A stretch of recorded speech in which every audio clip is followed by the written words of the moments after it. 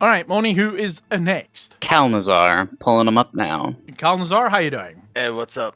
Good and you, bro? I'm doing good. What's your question? Do you believe that the Proto Drakes were actually born in the elemental planes? Or do you think they were born on Azeroth before the elemental planes? They put up the prisons. See, so the problem with before, this is where the earliest days of a planet's formation makes little to no sense, right? Because we have no information on it. What came first, the planet or the elemental planes? Are the elemental planes really outflows of the planet itself, of the titan within the planet? Or is it just a natural phenomena of when planets, because the way the titans describe the organization of a new planet, it is that nascent world souls will find warmth next to a star, and then because of their incredible mass, they will start to attract other pieces of the universe towards them, and as those coalesce, they eventually form planets.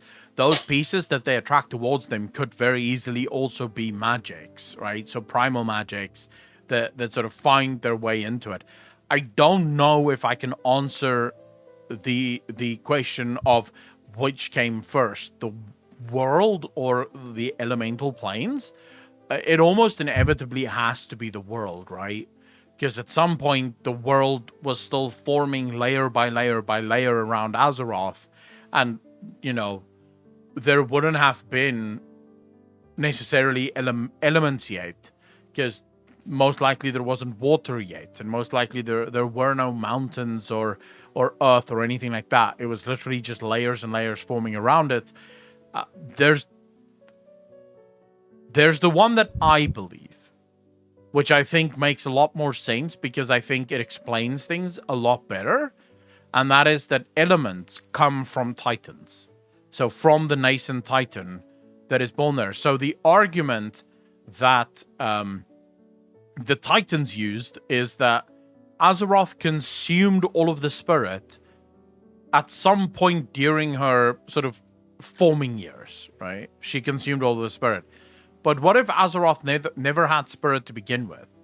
And that's why we don't see a spirit element on Azeroth. So what if Azeroth created all of the elements and spirit is just missing because Azeroth doesn't have any of it? That would make sense.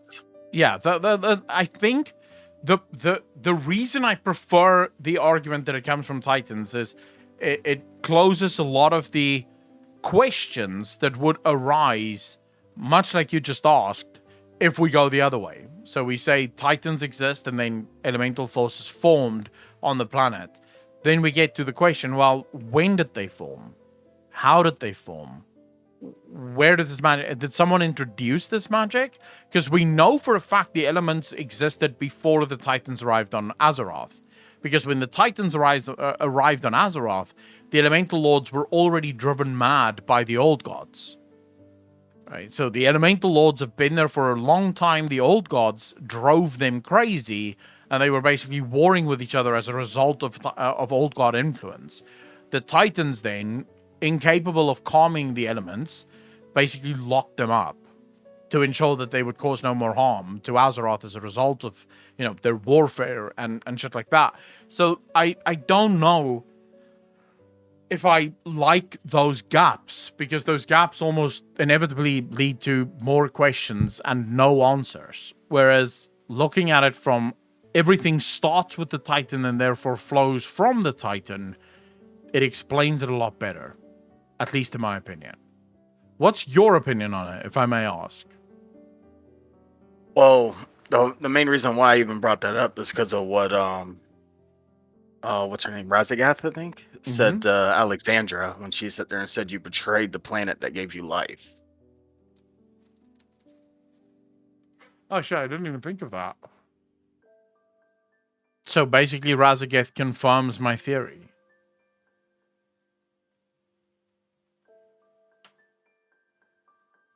Yeah, pretty much, because that right there always hit home with me. And like you said, the proto dragons absorb magic so so easily, it kind of reminds me of Azeroth herself, because her magic can adapt to Fel and so many other things. She absorbs it and adapts to it so well. So do the dragons.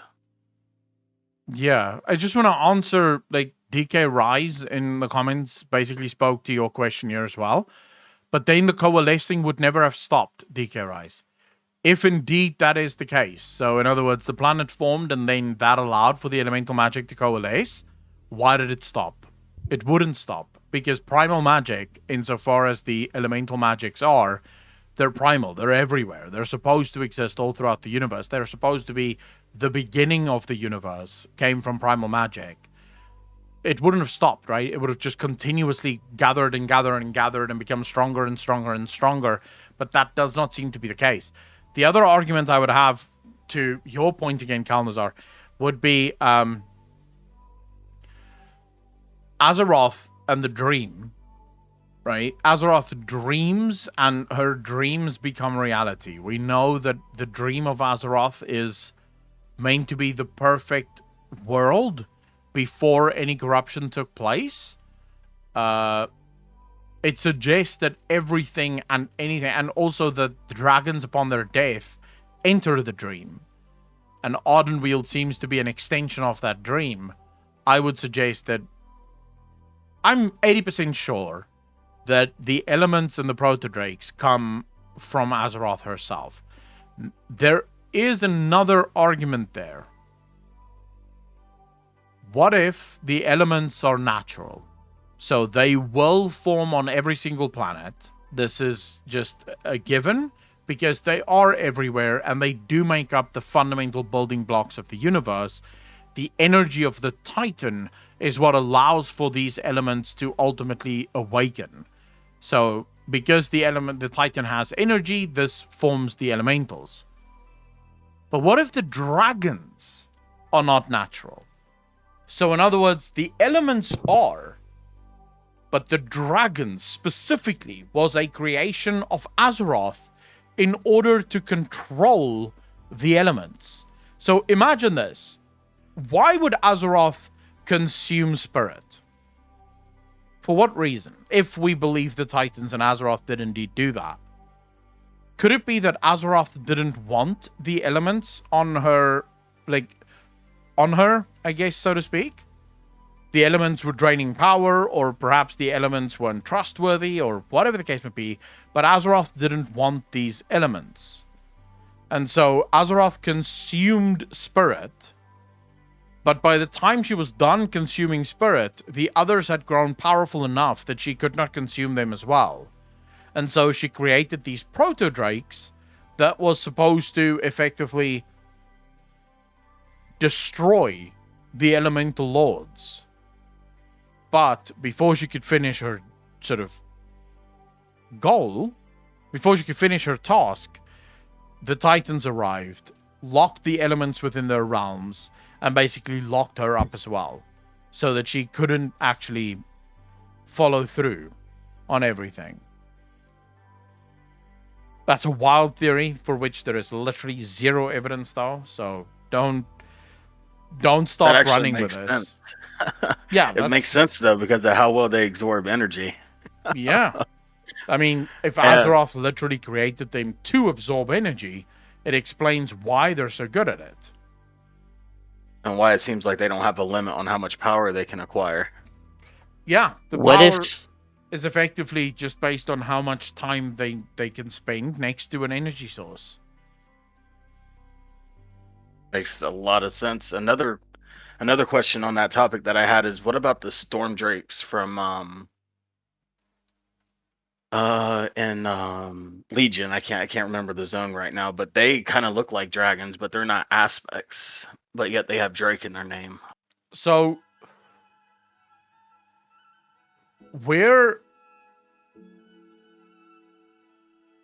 how do I put this? We have never been told that there is only the dragons that became the dragon aspects, right? That's never been confirmed. We know of the dragon aspects, insofar as the dragons that were chosen to become the rulers of dragonkind. What we also know is that Tyr, during Dawn of the Aspects wasn't his first dragons. He tells them in Dawn of the Aspects that he has made many Proto-drakes, but none as promising as they are, suggesting that he's tried to use many a Proto-drake for many a goal or task. So it is... I'm going to throw out a very wild theory here. We all know that Odin refused to bless the aspects. He refused. He said, no, we will not do this. And they defied him, and they blessed the aspect anyways. What if this wasn't the first time? What if Odin refused because of gifts imparted in the past? In other words, Tyr identified multiple Proto-drakes with potential. The Titans would the Titans would then bless these Proto-drakes, giving them immense power in order to ensure that order would come to sort of Proto-drakes in general. These Proto-drakes would then become a problem. They would become unruly. They would be incapable of working together, because this is actually stuff that Tyr heavily highlights in Dawn of the Aspects. While he's made plenty of intelligent Proto-drakes, he's made none as intelligent as these 5. But the most important trait that Tyr highlights is that these are the first Proto-drakes that he has found that has the ability to work together across clutches. Like, he's never made Proto-dragons that experience or feel loyalty towards any other Proto-drake that isn't within their clutch. This was very unique to the 5 would-be aspects. So it is possible that all of the other Proto-dragons that they found, or Proto-drakes that they found, that they tried to turn into an aspect in order to lead the Proto-dragons, as it were, failed. Because while this, yes, would be a very powerful Proto-dragon, or dragon aspect in this sense, this dragon aspect felt zero loyalty towards anything that wasn't part of its own flight. And this would also then suggest that it would feel zero loyalty towards Azeroth, right? Because it only cares about those that come from its own clutch. So how do you ask a Proto-dragon that doesn't feel loyalty to not only also feel loyalty for all other Proto-dragons, but then also feel loyalty towards a planet that they would have no idea existed or, have any reason to care about whatsoever? So it is possible that those Storm Drakes that we see are part of early experiments by the Titan Keepers in order to perfect what would ultimately become dragon aspects. And the reason I say this is, so you're Tyr, you're a Titan Keeper, right? Your goal and job is to observe Azeroth and keep it safe. You discover Proto-drakes that are incredibly intelligent. You already have an artifact designed to control the Proto-drake, so you already know that this artifact will work, that can bind to Proto-drakes, and you already know the ritual required to turn the Proto-drakes into dragon aspects. Does this seem viable or feasible? Or perhaps the experimentation has already happened. They already knew what they needed to know in order to create aspects because they have done it before with varying degrees of success. And it is entirely possible, if not even... It's entirely plausible, if not even possible, that this is why Deathwing was experimenting as much as he was. Remember, Deathwing found an artifact. We saw the artifact on his hand, right? What if that artifact showed Deathwing the experiments that Tyr and the other Titan Keepers had done on proto-dragons. And Deathwing was sort of trying to set that forth. So he was trying to continue with the research to see if he could make something truly spectacular and perfect. Because why did none of the other Proto-drakes or aspects ever give a shit about that? None of them ever tried to experiment on different dragonflights. Why only Deathwing? More specifically, it did not appear to be in Deathwing's person when he was Nalfarian the Proto-drake. Maligos was the one that liked making plans within plans. Maligos was the one that liked to think ahead and sort of think through things.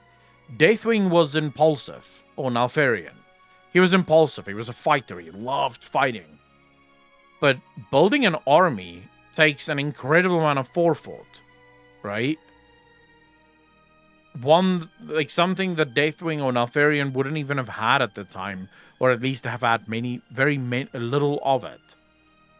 So there is an argument to be made that those Storm Drakes are just another failed experiment by the Titans, just not as violently failed as some of their other fucking experiments that we've dealt with, obviously.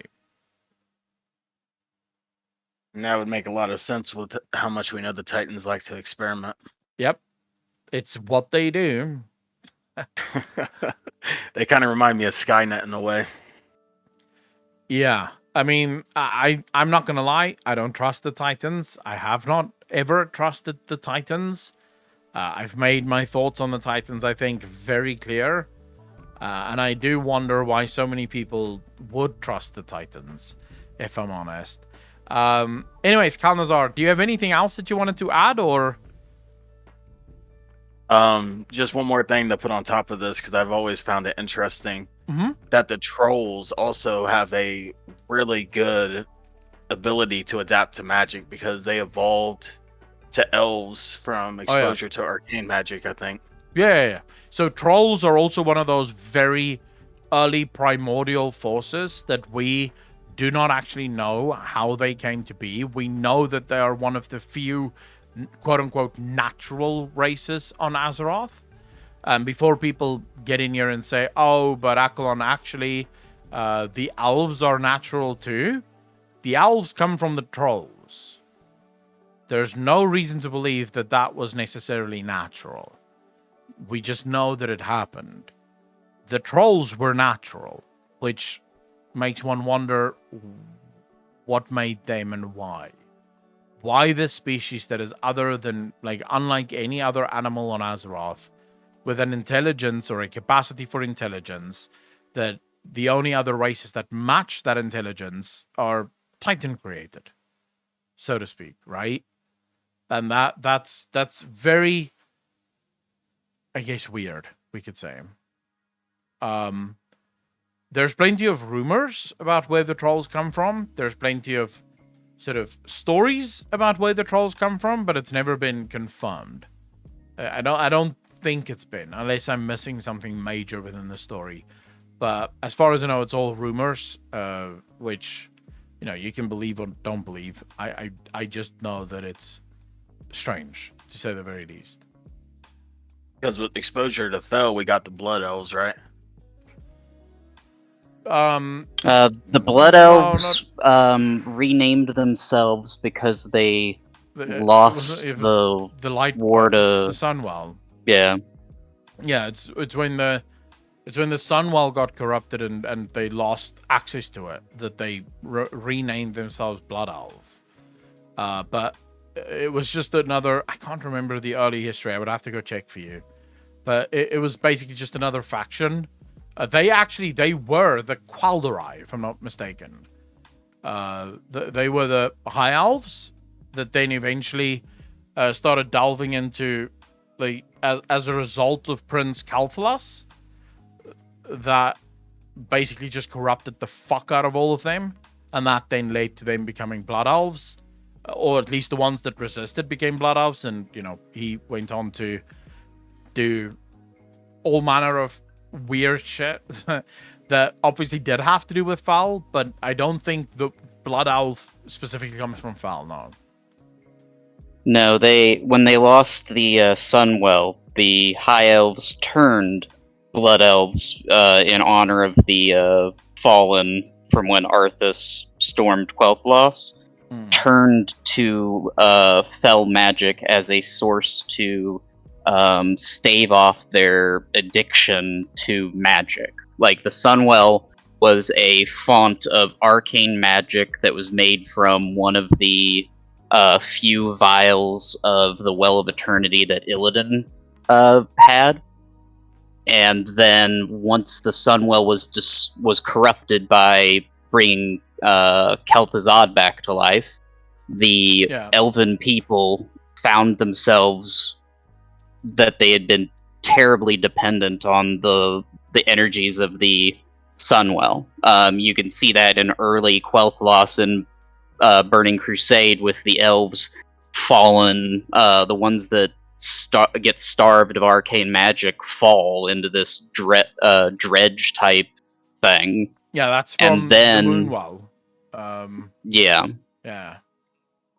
And then they turned to Fel magic, and eventually turned from Blood Elves into a separate faction led by Kael'thas, just like you said, that I believe they christened themselves the Fel Blood, because they started to directly ingest not just Fel magic, but demon blood, just like the orcs did with Manaroth. Because at that point, he was with Kil'jaeden then. Yeah, on that, I'm not, like I said, when it comes to early Elven lore, I would have to brush back up. Because it's been a very long time since I've actually dived into any of that. But I mean, it seems at least close to the truth, I guess. I do know that Blood Elf has nothing to do with Fel magic. Although Fel has a very huge part to play in the fall of the Qual'Dari. So Fel is definitely part of that, definitely, but I don't think it's that intricate to the naming scheme. As people in chat have said, the Blood Elves is in honor of their fallen brothers, and probably also something to do with lifeblood, and the way in which they fueled their magic before they basically rebuilt, kind of, the Sunwell. Not quite, but kinda. So yeah, I would say that's probably the best bet. There's even a quest, if I'm not mistaken, when you start a Blood Elf, there's a quest where you have to kill a bunch of mana worms, because you're effectively absorbing its power. You're absorbing its magic. And you see it in the cinematic as well, right? With the Blood Elves, where they consume the magic. She stands there and then her fucking eyes change, and she consumes this mana worm. So it may be sort of dual purpose. In other words, Blood Elf in remembrance of their brothers, but also Blood Elf insofar as they need the lifeblood of other creatures in order to sustain themselves, because they no longer have access to the Sunwell. But let me go read up on that, and I'll get back to you. Because right now I'm rereading Day of the Dragon, so let me first go through that, right? So yeah. And Draeneiman, just to be clear, I didn't say that. So you have the Wretched in what's the fucking city called again? That we found in Legion. Come on, Suramar. There you go. You have that entire campaign with the Wretched, right? Those are the ones that were denied access to the Moonwell. They can no longer gain access to the Moonwell, but the Sunwell, or at least the Blood Elves, had a similar concept, right? Of those that gave in and became completely mindless, so to speak. So you have on both sides, which just show you the reliance that elves have on magic. So that's sort of that's the point I was trying to make, where it showcases their need for external magic sources, but also probably how vulnerable they are to it. But yeah, Kalnzar, is that all of your questions? Yep, that was it. All right, I appreciate the questions, bro. I hope I answered them to your satisfaction. And if I haven't, tough. Those are my answers. I don't know what else to say. Oh no, it was awesome. It was amazing chatting with you. Yeah, I'm happy to discuss. I love when people want to have discussions. It makes it so much fucking better than just answering questions. So thank you so much for that, bro. Yep, you too, and have an awesome day. Yeah, take care of yourself, fam.